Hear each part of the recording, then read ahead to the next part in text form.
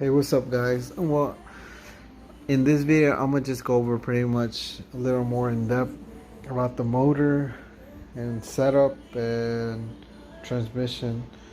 Alright, so let me start with, like I've said, it's a TSX motor. This is actually the '06 model.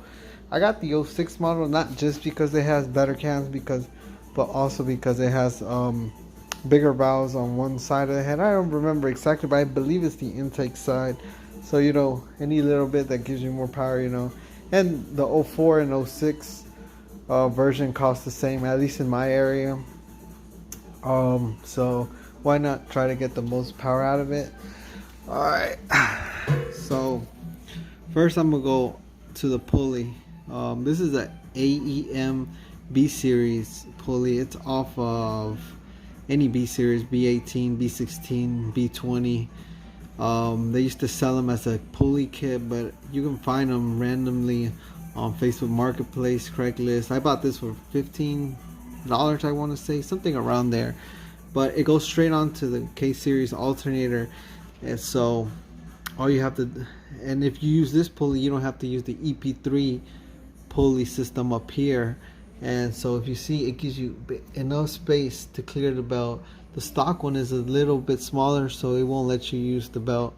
I mean, I'm not really saving that much, maybe $60, $70. It's not much, but any little bit can help.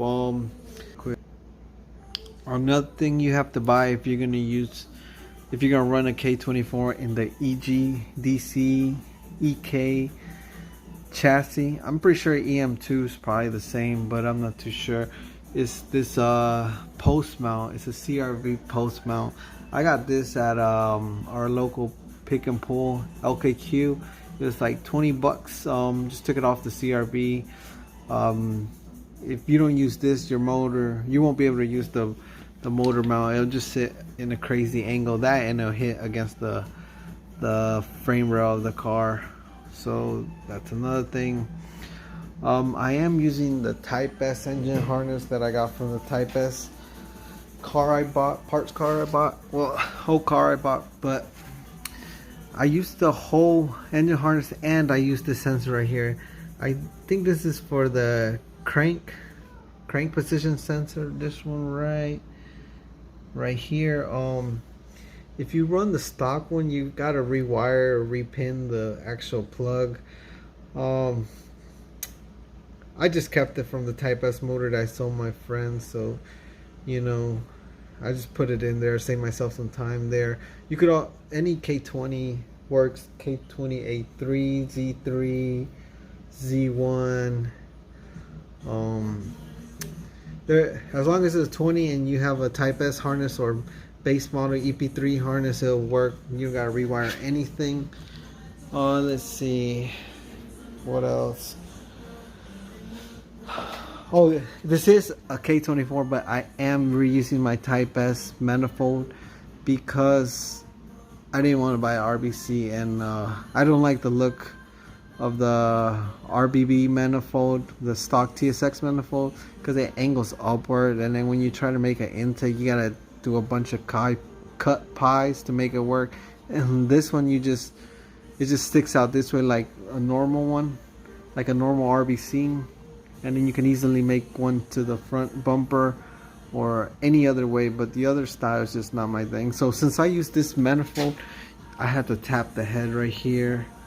It's a I think it's 3/8 tap, and you put a fitting here, so you can reuse the hose right here. You put the hose back where it normally would go on the intake manifold. I did end up using the RSX thermostat because this one turns down, so it's much easier to get to the radiator compared to the stock TSX thermostat housing that points at a, not upward, but almost like on a clock it would point to 2 o'clock. So it's too hard to get a hose. I'm actually gonna end up buying an eBay one. It's like a K2 knockoff, but I'm just gonna buy it because I don't know, this one I am reusing, but I don't know, I just feel like I just should buy a new one. I just put in the clutch right now. I use this as like to hold it in place.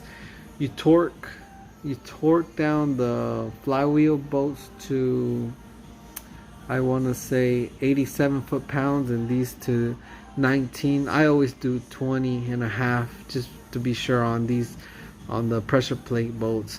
But this is an Excetti kit. It's used, as you can tell. It has like some damage on it. It's the Excetti lightweight flywheel, and then the pressure plate to match it. I did use the competition stage 4 out of my other car, since I went twin disc in that, you know.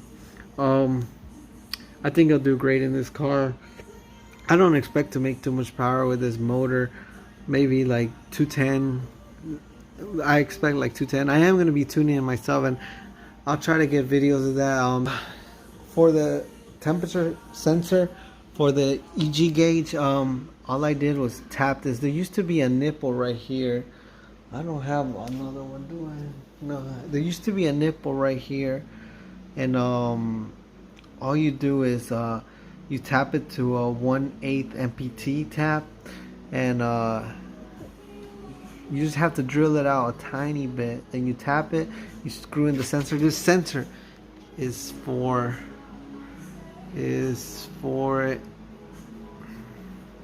it comes off any B series, D series, 8 series, you know, any of those OBD1, OBD2 EGE case. It's on the side of the head, so all you do is plug it in, and that's it. You just gotta run it from the conversion harness into side of the car. I'll take a video of that as I get along to that. Let's see. The transmission, I already went and explained on that. It's just a stock Type S. Not even sure if all the gears work or anything, but I'm gonna test it out. Just normal, nothing special. One thing I am doing, and a lot of people don't do that because I guess they just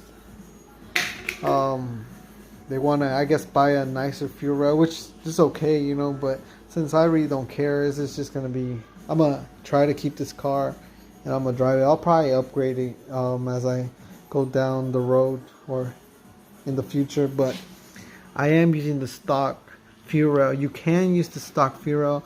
You just have to get the special fitting from here to the AN line size that you have, and I'll make a video on the fuel system when I get around to the fuel system. But let's see, I think that's about it for the motor. I can't think of anything much. It is super dirty. Like, I don't even want to put it in there because it's so dirty. I never do that, but I want to test the motor and get it running and tune it while it's still under the 30-day warranty that I bought from the salvage yard, just to make sure if I have any issues in the next 30 days with it, you know, I can always go back and they'll refund me my money or give me another motor. So, but I'm trying to get it together as fast as I can. That's why I collected all the parts, and the motor was the last thing, so I wouldn't have to, you know, take so long putting it together, and then maybe I start it up and it's knocking, whatever. So like this, I'll start it up, you know, heat cycle it, go to the dyno, you know, dyno tune it, and then if it's good, it's good. Another thing, I'm gonna describe while I'm on the motor, is the header. You know, it's just a Megan Racing header, $150 used. I explained lightly what I was gonna do with the header, and I'll go more in depth as we do it, or when I get it done. So I'm trying to get not too much power out of this motor, but I'm trying to test some things I've read, you know, on the internet and stuff other people do, like put a bigger collector. So that's what I'll be doing. There's nothing much else for this motor that I can describe.